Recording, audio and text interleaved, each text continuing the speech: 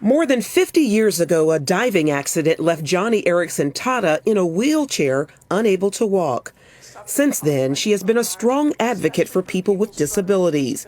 Her latest work, rescuing those stuck in Ukraine since Russia invaded the country.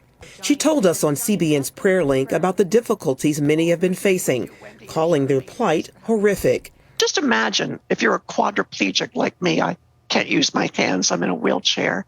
And if you were on the 7th floor of an apartment building and you were in Mariupol being bombed and there were rocket strikes, it's not like you can jump out of bed, grab a few things, rush out the front door and make a dash for the border. You can't do that.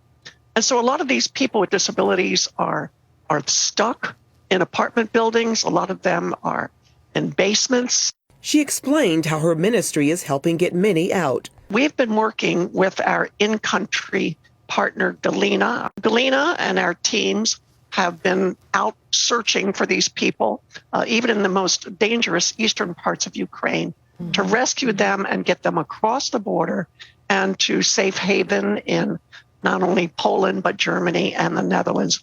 And we've evacuated over 300 people with disabilities thus far and caregivers, and we're still active. Just before the invasion, construction was to begin on a disability center in Ukraine called Joni's House, designed to meet the spiritual, physical, economic, and social needs of people living with disabilities. While the war forced the ministry to redirect its efforts, it hasn't stopped the outreach. We quickly pivoted, and all the concrete, all the cement, the cinder blocks, the lumber, everything ready to go for the construction of Joni's House in Ukraine, we suddenly reallocated and redirected to be used to shore up homes and care facilities for the elderly, to protect people with disabilities. So those items all were put to good use, not in constructing a Joni's House, but of course barricading people so that they might have a safe haven. A path no doubt filled with danger. But just the Christians who are volunteering to